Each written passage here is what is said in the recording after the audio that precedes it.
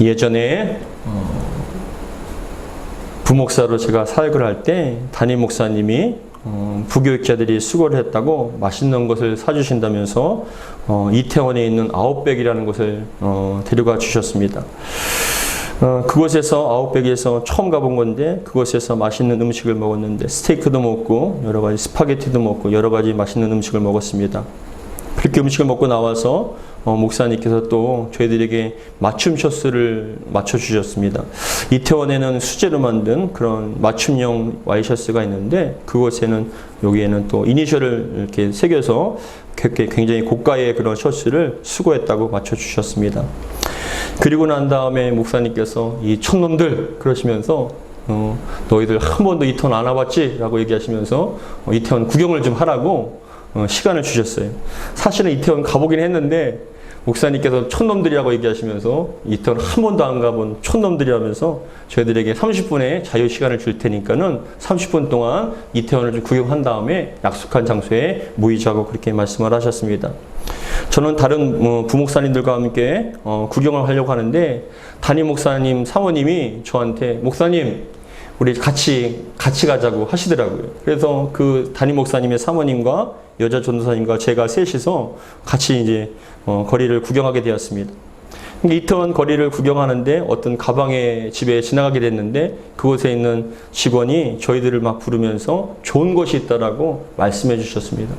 그래서 사모님이랑 전도사님이 그 가방의 집에 들어가서 구경을 하는데 저는 처음 본 건데 그 가게에 들어가 보니까 소위 어떤 짝퉁이라고 얘기하죠. 그런 명품 가방 그런 것들이 있는 거예요. 그래서 저는 명품을 잘 모르니까는 와 신기하다 이런 것들이 있나라고 그렇게 신기해하는데 그 사모님과 전도사님의 표정이 영 좋지가 않은 거예요. 왜 그런가 했더만 뭐라고 얘기하시냐면 티가 너무 많이 난다는 거예요.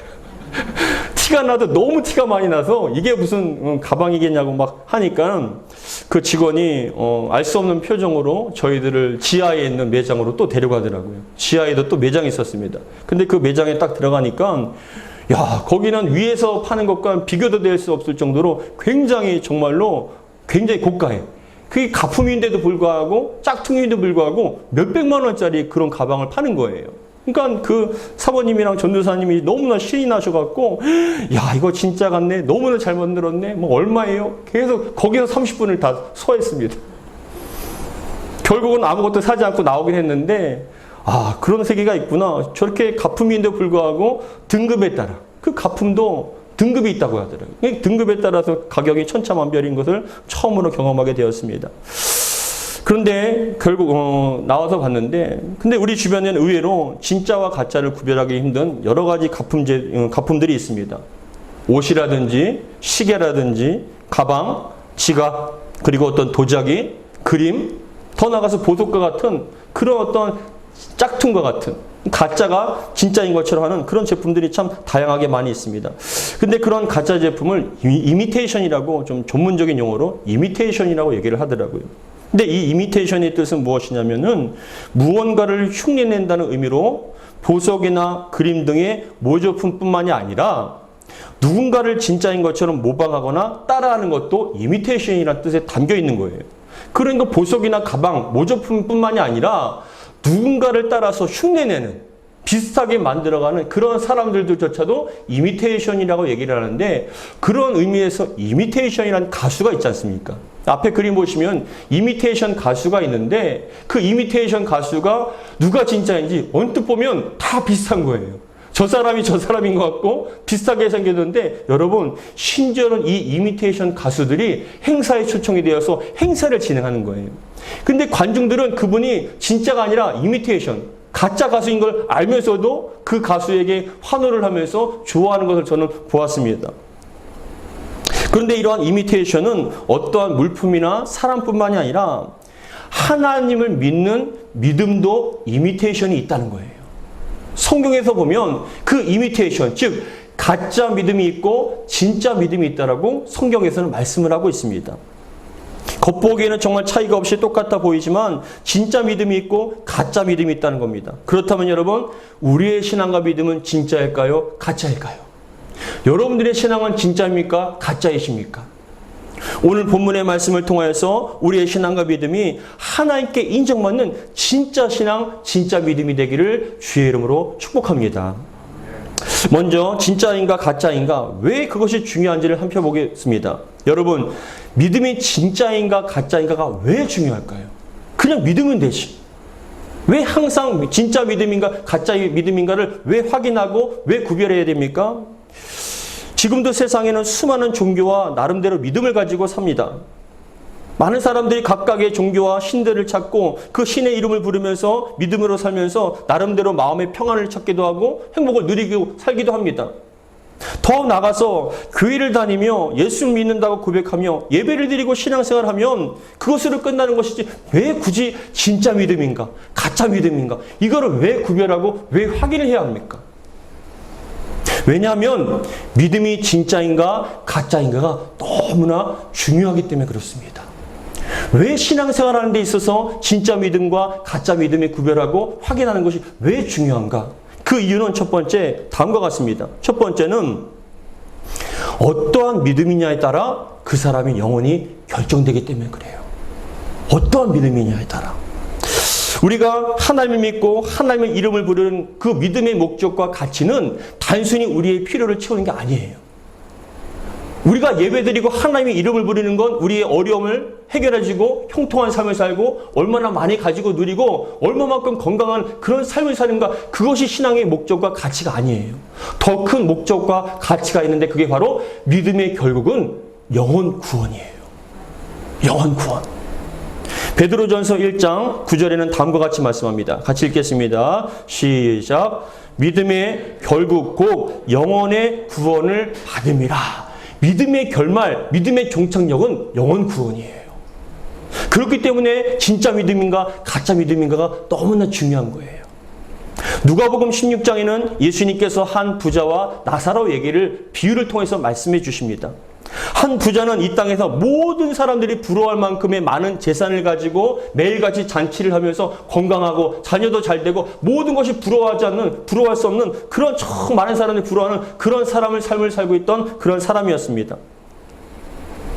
반면 거지 나사로는 가진 것이 아무도 없이 매일 먹을 것을 구걸하며 살았습니다. 노숙을 하며 사람들에게 도움을 청하는 그런 사람이었고 온몸에 병이 걸려서 고름이 나는 그런 상태였는데 그 고름을 개들이 핥을 정도로 그런 비참한 삶을 살고 있는 거예요.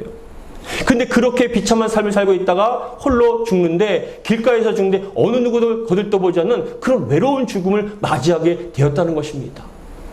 근데 여러분, 중요한 사실이 있어요. 모든 것을 가지고 누리는 그 부자도 죽었고 가난하지만 아무것도 없는 그 나사로도 죽었다는 거예요. 우리 인생은 다 죽게 되어 있습니다. 그런데 죽음으로만 끝나는 것이 아니라 육신의 장막을 벗은 우리의 영혼은 영원한 세계로 들어가게 되어 있다는 거예요. 그게 문제입니다. 이 땅의 육신의 삶으로 끝나는 것이 아니라 영원한 세계가 있기 때문에 그 영원한 세계를 들어가는 것이기 때문에 근데 그 영원한 세계가 어떠한 삶을 사느냐 믿음에 따라 결정이 된다는 거예요. 진짜 믿음을 가진 사람은 주님과 함께 영원한 천국에서 영생을 누리며 살 반면에 가짜 믿음은 여러분 지옥불에서 영원한 고통을 당할 수밖에 없기 때문에 진짜 믿음인가 가짜 믿음인가를 살펴보는 게 너무나 중요하다는 것이죠. 그 부자는 이 땅에서 있을 때 얼마나 많이 가지고 누렸는가, 얼마나 행복했겠습니까? 근데 막상 죽고 보니 이 땅에서 얼마나 가지고 누리는가, 얼마만큼 건강했는가, 얼마만큼 내가 영원한 삶을 사는가, 그건 여러분 아무것도 아닌 게 되었어요. 마치 바람을 스쳐 지나가던 그런 시간들은 아무런 의미가 없는 그런 시간이 되었다는 것이에요. 두 사람의 영원한 세계, 삶의 판가름하는 가장 결정적인 요인이 바로 진짜 믿음인가, 가짜 믿음인가, 예수를 온전히 믿었는가, 믿지 않았냐에 따라서 영원히 결정되는 것이기 때문에 우리는 믿음이 정말 중요한 것입니다. 두 번째, 진짜 믿음인가 가짜 믿음인가가 왜 중요하냐면 믿음의 진위 여부는 우리 자신이 아니라 예수님께서 판단하시기 때문에 그래요. 내가 내 믿음 좋습니다. 내가 여러분 변호하는 것이 아니라 주님께서 판단하시기 때문에 우리의 믿음이 진짜인가 아닌가를 항상 그에 대해서 점검을 해야 된답니다. 믿음이란 내가 잘 믿었다고 해서 좋은 믿음, 진짜 믿음이라고 해서 인정되는 것이 아닙니다. 믿음의 진위 여부를 가리는 분은 내 자신이 아니라 주변 사람이 아니라 주님이셔요. 예수님께서 그것을 판단하시는 거예요. 앞에서 말씀드렸던 부자와 나사로가 누가 봐도 믿음이 있고 없고 정말 예수를 믿고 교회를 다니는 그런 사람과 예수 믿지 않는 사람 많고 교회를 나오지 않는 불신이라면 여러분 금방 구별을 할 수 있겠죠. 이게 무슨 말이냐 그겁니다. 성경을 잘 보시면 부자와 나사로를 얘기할 때 우리는 여러분 잘 생각해 보세요. 그 부자가 교회를 안 다녔습니다. 그럼 불신앙이잖아요. 예수를 믿지 않으면 그 사람은 당연히 지옥 가는 건 당연한 거예요. 근데 반면에 가난하더라도 이 나사로가 예수 믿고 교회를 다녔으면 구원받는다. 그렇게 분명하게 우리는 생각할 수 있습니다. 근데 문제는 성경을 보니까 이 부자가 나사로가 천국과 지옥에 가는 데 있어서 이 부자가 교회를 다녔거나 하나님 믿지 않았다. 그런 말이 없다는 거예요. 무엇이냐면 그거예요. 이 부자가 만약에 이 부자가 교회를 다녔으면 어떡할 뻔입니까? 자기가 예수님 믿는다고 나는 교회 다니면서 자기가 예배를 드리고 헌금 생활도 하고 봉사를 하고 섬기기도 합니다. 하나님께 기도도 합니다. 그랬다면 여러분 어떻게 하냐는 거예요. 그건 큰 문제가 되지 않습니까? 왜냐? 그 사람의 신앙이 있는 것 같고 하나님은 이름을 불렀지만 주님 보시기에 그 사람의 신앙이 가짜였기 때문에 그 사람은 천국에 갈 수 없었다는 거예요. 그게 문제라는 겁니다. 지금 이 순간도 우리가 함께 예배를 드립니다. 똑같이 하나님께 예배 드리고 하나님의 이름을 부르고 찬양하고 예배할 수 있습니다. 근데 여러분 주님 앞에 섰을 때 우리의 믿음이 진짜인가 가짜인가를 우리 스스로 아니 주변 사람들이 판단하는 것이 아니라 예수님께서 판단하신다는 거예요. 만약에 예수님께서 아니라면 아니게 되는 거예요. 그렇기 때문에 우리는 항상 내 믿음이 진짜인가 구원받을 만한 믿음인가를 점검하는 게 너무나 중요하다는 거예요. 왜요? 믿음이란 단순히 이 땅에서 얼마나 많이 가지고 누리는 게 아니기 때문에 그것이 목표가 아니기 때문에 그렇습니다. 히브리서 4장 13절에는 다음과 같이 말씀합니다. 같이 읽겠습니다. 시작. 지으신 것이 하나도 그 앞에 나타나지 않음이 없고 우리의 결산을 받으실 이의 눈앞에 만물이 벌거벗은 것 같이 드러나느니라. 다 똑같이 보이지만 주님께서는 꿰뚫어 보시는 거예요. 그 안에 진짜 믿음이 있는가 가짜 믿음인가 그것을 주님께서 판단하시고 그것에 대해서 결정을 하신다는데 근데 여러분 그 결정은 누구도 그것에 대해서 피할 수 없는 완전한 결정이라는 것입니다. 저는 주님께서 여러분들이 신앙과 믿음을 인정받는 그런 신앙과 믿음이 되기를 주 이름으로 축복합니다. 그렇다면 여러분 진짜 믿음과 가짜 믿음을 구별하는 기준은 무엇일까요? 내 믿음이 진짜인가 가짜인가를 살펴보기 위해서 어떠한 특징과 어떠한 차이가 있는지를 우리가 함께 살펴보기 원합니다. 그것은 여러분 첫 번째, 진짜 믿음과 가짜 믿음의 그 큰 차이점 첫 번째는 그겁니다. 그 영혼이 성령으로 거듭났는가 거듭나지 않았는가에 따라 달라지는 거예요. 성령으로 거듭난 신앙이야말로 진짜 믿음입니다. 성령으로 거듭남의 유무가 그 사람의 믿음이 진짜인가 가짜인가를 분별하는데 예수님께서 여러분 잘 봐보세요. 예수님께서 화 있을진저 회칠한 무덤아 독사의 새끼들이라고 여러분 얘기하고 저주를 합니다. 화 있을진저라고 여러분 저주에 가까운 말을 하는 그 대상이 누굽니까? 성경을 보세요. 예수님께서 너무나 분노하시며 화 있을진저 독사의 새끼들아 이 회칠한 무덤들이라고 얘기를 하면서 왜 겉으로는 깨끗해 보이지만 그 속에서는 썩어 문드러졌다라고 그렇게 강력하게 증오하시며 저주하시는 그 대상이 누구냐 하면 바로 바리새인들이에요. 바리새인들이 누구냐? 하나님의 율법과 말씀을 엄격하게 지키고 10의 1조와 금식과 하루에 3번 기도를 하는 그래서 유대인들에게 있어서는 만약에 천국이 있다면 높이가 있다면 그 천국과 가장 가까이에 있는 사람들이 바로 바리새인들이라고 그렇게 인정할 정도로 신앙과 믿음이 좋은 사람들이 바로 바리새인들이었는데 예수님께서는 그 바리새인들에게 회칠한 무덤아 독사의 새끼들이라고 저주를 하신 거예요. 왜 그러냐? 그 속에는 여러분 어떠한 경건의 모양은 있을지라도 그 속은 여러분 악하고 거듭나지 못한 썩어 문드러지는 정욕과 욕심이 그대로 나와 있었기 때문에 그 사람은 거듭나지 않은 신령은 진정한 신앙과 믿음이 아니라는 것을 예수님께서 말씀하고 계신 거예요. 요한복음 3장에서는 유대인의 지도자이자 바리새인인 니고데모가 나옵니다. 근데 이 니고데모가 밤중에 예수님을 찾아와서 뭐라고 얘기하냐면 예수님께서는 정말로 하나님께서 보내신 하나님의 사람입니다. 예수님께서 행하신 이런 일들을 보면은 사람이 하는 것이 아니라 하나님께서 함께 하실 때 그런 일이 나타나는 것입니다라고 예수님을 칭찬합니다. 그러니까 예수님께서 그 니고데모에게 바리새인입니다. 유대인 지도자입니다. 근데 그 유대인 니고데모에게 뭐라고 말씀하시냐면 사람이 성령으로 거듭나지 아니하면 하나님 나라를 들어갈 수 없다라고 얘기하셔요. 뭐냐? 너도 하나님 나라에 들어갈 수 없을 수도 있다는 거예요. 왜요? 거듭나지 않으면. 어떠한 직분과 혈통, 내가 모태신앙입니까? 내가 직분이 있습니까? 내가 정말 기도 많이 합니까? 그건 상관없는 거예요. 성령으로 거듭나야만 하나님 나라에 들어갈 수 있는 거예요. 요한복음 3장 3절 같이 읽겠습니다. 시작. 예수께서 대답하여 이르시되 진실로 진실로 내게 이르노니 사람이 거듭나지 아니하면 하나님 나라를 볼 수 없느니라. 여기서 거듭나지라는 해당하는 겟네스 아노덴이라는 단어는, 이 헬라어는 아노덴이라는 단어는 위로부터 다시 한번 새롭게라는 의미가 있는데 뭐냐? 위로부터 새롭게 다시 태어나는 것을 여러분 거듭남이라고 얘기하는 거예요. 그러니까 성령으로 거듭났을 때 여러분 새롭게 어떤 좀 윤리적으로 도덕적으로 여러분들이 말이 착해지고 좀 경건해지고 그 정도가 아니라 완전하게 새로운 피조물로 거듭나는, 새롭게 태어나는 것을 바로 거듭남이라고 얘기를 하는데, 근데 여러분들은 그렇게 생각할 것입니다. 저도 그렇게 생각합니다. 여러분 거듭나셨습니까? 여러분 거듭나셨습니까? 눈으로 확인할 수 없잖아요. 누가 거듭났는지를 그걸 어떻게 합니까? 하나님께서만 아시지. 근데 여러분 거듭나는 사람들의 특징이 있다는 거예요. 그 사람이 성령으로 거듭났는지 안 났는지는 우리는 모르지만 그런데 그 특징이 있어요. 거듭난 사람들의 특징이 뭐냐? 공통적인 특징이 있는데 그 공통적인 특징이 뭐냐면 바로 거듭난 사람들은 회개한다는 거예요. 회개. 죄에 대한 강력한 그 회개. 무엇이냐면 여러분 그겁니다. 기독교 역사 가운데 가장 초대교회와 사도행전에 나오는 초대교회와 가깝게 그런 초대교회와 같은 그런 신앙생활하는 사람들을 역사적으로 평가할 때는 청교도인들이라고 얘기합니다. 근데 이 청교도인들은 영국의 청교도인들도 있을 수 있고 미국으로 신앙의 자유를 찾기 위해서 미국으로 건너간 청교도인들이 있는데 미국을 세운, 근데 그 청교도인들이, 그 목사님들이 모든 성도들에게 가장 중요하게 말씀하는 신앙생활에서 가장 중요한 게 무엇이냐면 바로 거듭남에 대해서 얘기하는 거예요. 거듭남. 저도 그 청교도의 목사님들의 책이 많이 있는데 그 목사님, 어떤 목사님은 700페이지가 넘는 그런 책에 오로지 주제 하나가 거듭남이에요. 당신은 거듭났습니까?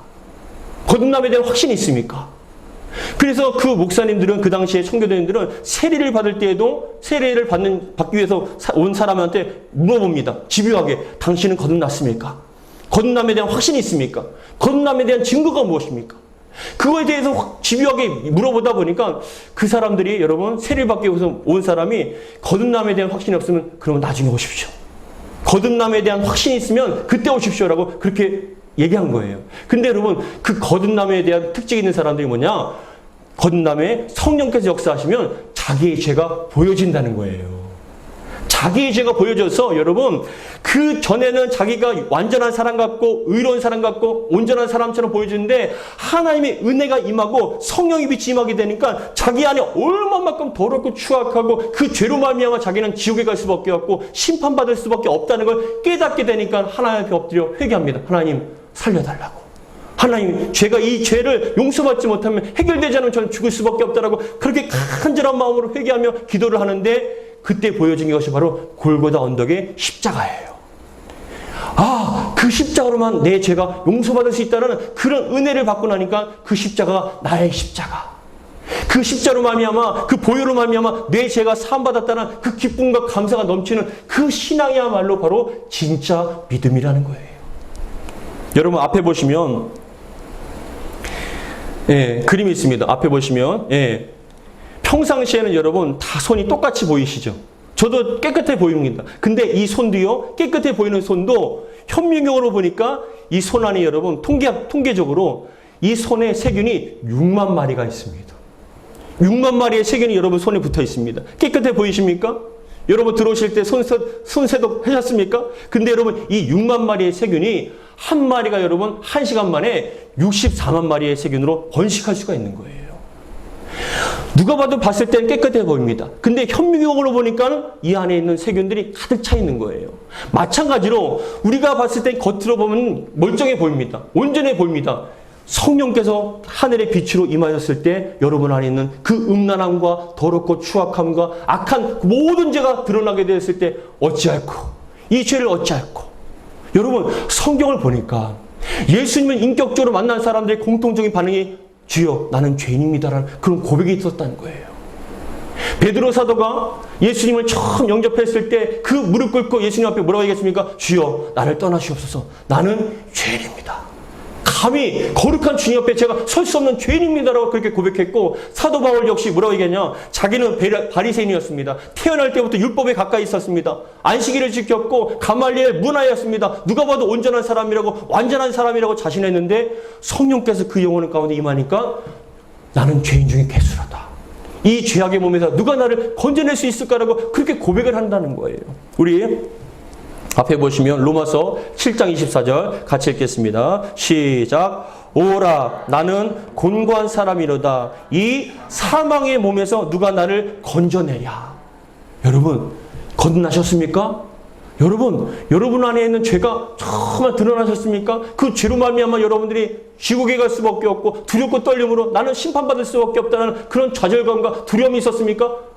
그리고 그 십자가로 말미암아 제산받았다는 그 자유와 행복과 그런 해방감이 있었습니까? 그 사람은 건강한 사람이고 진짜 믿음의 사람들입니다. 두 번째, 진짜 믿음인가를 알 수 있는 두 번째는 여러분, 증거는 열매로 알 수가 있다는 거예요. 열매로 알 수 있습니다. 그 사람이 진짜 신앙인지 가짜 신앙인지 열매로 알 수 있습니다. 오늘 본문 7장 21절에 보시면 뭐라고 얘기하냐면, 우리 예수님께서 하신 말씀 같이 읽겠습니다. 7장 21절 같이 읽겠습니다. 시작.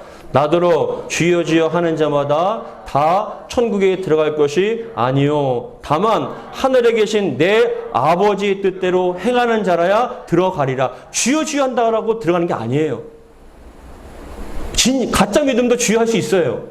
근데 주여 주여 하는 자마다 다 천국에 들어갈 것이 아니라고 말씀하신 다음에 그 다음에 22절, 23절에는 그거에 대해서 정확하게 또 예를 들어주십니다. 우리 22절, 23절 같이 읽겠습니다. 시작. 그날에 많은 사람들이 주여 이르되 주여 주여 우리가 주의 이름으로 선지자 노릇하며 주의 이름으로 귀신을 쫓아내며 주의 이름으로 많은 권능을 행하지 아니하였나이까 하리니 그때에 내가 그들에게 밝히 말하되 내가 너희를 도무지 알지 못하니 불법을 행하는 자들아 내게서 떠나가라 하리라. 불법을 행한다는 거예요. 주님의 이름으로 귀신을 쫓아내고 주의 이름으로 여러분 선지자 노릇했는데 왜 그게 불법입니까? 주님과 상관없는.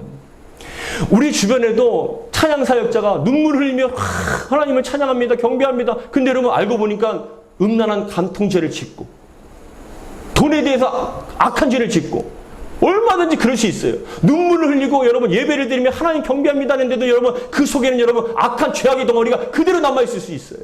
가증한 겁니다. 그 속에 썩어 문드러짐에도 불구하고 자신이 죄인인 것을 알지 못하고 죄에 대해서 회개하지 않고 그대로 자신은 정말 신앙과 믿음이 좋다라고 사람들이 인정해 주니까. 근데 여러분 하나님께서 속지 않으신다는 거예요. 그 속에 무엇이 있는지, 예수님이 계시는지 아니면 악한 영과 더러움과 음란함이 가득 차 있는지 주님께서는 알고 계신다는 거예요. 근데 성경에서 뭐라고 얘기하냐면 주여 주여 하는 것이 중요한 게 아니라 그 사람의 열매로 할 수 있다는 거예요. 여러분 17절부터 20절에 그 말씀을 하시는 거예요. 우리 17절부터 20절 같이 읽겠습니다. 시작. 이와 같이 좋은 나무마다 아름다운 열매를 맺고 못된 나무가 나쁜 열매를 맺나니 좋은 나무가 나쁜 열매를 맺을 수 없고 못된 나무가 아름다운 열매를 맺을 수 없느니라. 아름다운 열매를 맺지 아니한 나무마다 찍혀 불에 던져지느니라. 이러므로 그들의 열매로 그들을 알리라. 열매로 그들을 알리라. 여러분 삶 속에 여러분들은 어떤 열매를 맺고 계십니까? 열매라는 것은 응답이 아닙니다. 내 문제가 해결되고 내가 고난이 해결되는 건강해지는 그게 열매가 아니에요. 열매란 건 뭐냐면 여러분 삶 속에 여러분 말과 행동 속에 예수의 향기가 나타나는 거예요. 예수님을 닮아가는 거예요. 그게 바로 열매입니다. 갈라디아서 5장에는 성령의 열매를 말씀해 주고 있습니다. 우리 갈라디아서 5장 22절부터 24절 같이 읽겠습니다. 시작. 오직 성령의 열매는 사랑과 희락과 화평과 오래 참음과 자비와 양성과 충성과 온유와 절제니 이와 같은 것은 금지할 법이 없느니라. 그리스도 예수의 사람들은 육체와 함께 뭐래요? 그 정욕과 탐심을 십자가에 못 박았느니라. 아멘. 여러분 삶 속에 나타나는 열매는 어떤 열매이십니까? 오늘 본문의 말씀과 같이 좋은 나무는 좋은 열매를 맺고 나쁜 열매는 나쁜 열매를 맺을 수밖에 없습니다. 우리나라 속담에 콩 심은 데 콩나고 팥 심은 데 팥납니다. 여러분들이 어떤 나무인가, 어떤 영적인 상태인가에 따라 여러분 삶의 열매가 나타나는 거예요. 여러분 삶 가운데 주님을 닮은 아름다운 열매가 많이 맺어지기를 주의 이름으로 축복합니다. 근데 여전히 예수 믿음에도 불구하고 여전히 악하고 음란하고 더럽고 추악하고 세상의 것을 버리지 못하는 그런 삶 속에 그런 악한 열매가 나타난다면 그 사람의 신앙은 가짜일 수도 있다는 거예요. 제가 개인적으로 참 좋아하는 목사님 가운데 이 시대의 선지자라고 불리는 에이든 토저라는 목사님이 계십니다. 그분이 고인이 된 지는 참 오래된 분이시지만 많은 목회자와 많은 성도들이 그분의 책을 아직도 참 좋아하고 많이 읽습니다. 저도 그분의 책을 참 좋아하는데 굉장히 좀 선지자적으로 굉장히 강력한 복음을 전했던 그런 목사님인데 그분의 책 가운데 여러분 나는 진짜인가 가짜인가 하는 책이 있어요. 다음 그림 보시면 저도 이 책을 권해드리고 싶은데 이 책을 저도 많이 보는데 나는 진짜인가 가짜인가라는 이 책을 쓰신 분이 이 토조 목사님이 뭐라고 얘기하냐면 이 책 가운데 그리스도인들이 물질적인 안정을 삶의 최우선으로 추구하기 때문에 들풀 신앙을 상실하고 온실의 나른함 가운데 소금의 맛을 잃게 되었다라고 고발합니다. 들풀 가운데 어떤 환경 속에서도 신앙과 믿음을 지켜야 되는데 온실 속의 화초처럼 조금만 힘들면 그 신앙과 믿음이 죽어버리는 연약해져 버려서 타협해버리는 그런 신앙이 됐다는 거예요. 더 나가서 뭐라고 얘기하냐면은 잘 들어보세요. 행복은 추구하지만 성화는 추구하지 않고 하나님 행복하게 해주세요. 물질 주세요. 어려움 없게 해주세요. 그것은 추구하지만 내 죄를 깨끗게 하는 성화는 추구하지 않는다는 거예요. 성화란 무엇이냐? 예수 믿는 자가 닮아가는 죄를 버리고 점점 거룩해지는 거예요. 근데 이 시대에 가짜 그리스도인들은 가짜 믿음은 행복은 추구하지만 내가 어려움 없게 해달라고 그렇게 구하지만 내가 자신이 변하려고 하진 않는다는 거예요. 성화를. 더 나가서 뭐라고 얘기하면 명예는 추구하지만 십자가는 지지 않음을 고발하고 인간적인 방법으로 부흥을 계획하지만 어떻게 해서든지 사람을 많이 모으려고 하지만 하늘의 불의 임함을 통하여 그 사람이 변화되는 것은 추구하지 않는다라고 얘기합니다. 여러분 많이 모이면 뭐합니까? 가짜 신앙인데. 많이 모이면 뭐합니까? 인간의 냄새가 나는데. 많이 있으면 뭐합니까? 주님께서 인정하지 않는데. 주여 우리가 주의 이름으로 이런 일을 했습니다. 주의 이름으로 예배드리고 주의 이름으로 이런 직분을 받고 주의 이름으로 사역을 했습니다. 저도 마찬가지입니다. 목사가 여러분 구원하는 게 아니에요. 내 안에 있는 믿음이 진짜인가 가짜인가를 주님께서 판단하실 때 인정받을 때 우리는 영혼의 구원을 얻을 수가 있다는 것이에요. 그래서 이 토조 목사님은 뭐라고 하냐면 현대의 물량주의에 의해서 가짜 신앙인지 하나님의 불꽃 같은 눈이 인정하는 진짜 신앙인지를 점검해 보자라고 얘기를 하면서 고린도후서 13장 5절을 제시해 줍니다. 고린도후서 13장 5절 말씀 같이 읽겠습니다. 시작. 너희는 믿음 안에 있는가? 너희 자신을 시험하고 너희 자신을 확증하라. 예수 그리스도께서 너희 안에 계신 줄을 너희가 스스로 알지 못하느냐. 그렇지 않으면 너희는 버림받은 자라. 여러분 안에 예수가 계십니까? 아니면 악한 영이 있습니까? 성화를 하십니까? 아니면 음란하십니까? 돈을 사랑하십니까? 그거에 따라 여러분 달라지는 거예요. 뭐라고 얘기하냐면 너희는 믿음 안에 있는가? 너희 자신을 시험해보고 확증하라는 거죠. 내 자신이 가장 잘할 수 있다는 거예요. 나는 정말 내 안에 예수가 계신가? 나는 정말 신앙이 있는가? 주님을 따라가는가? 그건 여러분 사람들을 속인다 할지라도 주님께서는 속이지 못하고 여러분 스스로도 알고 계시잖아요. 그래서 너희는 믿음이 있는가? 너희 자신을 시험하고 너희 자신을 확증하라. 예수 그리스도께서 너희 안에 계신 줄을 너희가 스스로 알지 못하느냐. 그렇지 않으면 너희는 뭐라고요? 버림받는 자라. 버림을 받을 것이다. 왜요? 가짜 믿음이기 때문에. 주여 한다 할지라도 선지자 노릇하고 많은 이적을 해낸다 할지라도 예배를 드리고 찬양하고 이렇게 예배를 드렸는데도 불구하고 주님께서는 상관없는 불법을 행하는 자라고 주님께 버림받을 수가 있다는 거예요.